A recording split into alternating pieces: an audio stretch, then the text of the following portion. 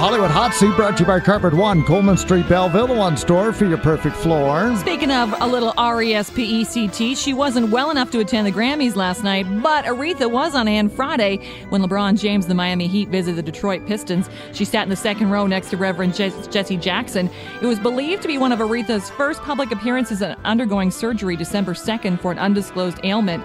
At the break and play in the first quarter, the big screen above the court showed Aretha while a couple of her songs played over the PA system, and she waved as the crowd cheered. Love it. I think it's great, but I'm like, you could go here, but you could, never mind. Yeah. Maybe she couldn't fly. I'll give her the benefit of the doubt. Sure.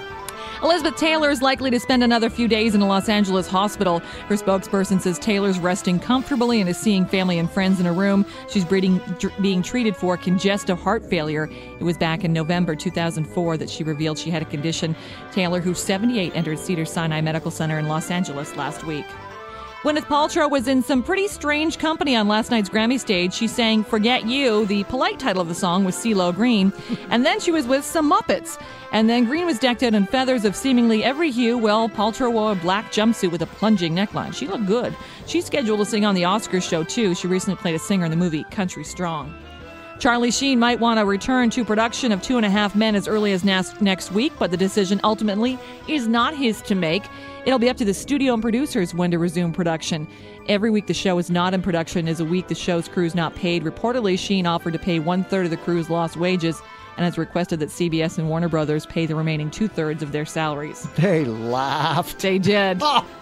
The cast of the American film version of The Girl with the Dragon Tattoo continues to grow. Former ER star Goran Visnich has agreed to play Dragan Armansky.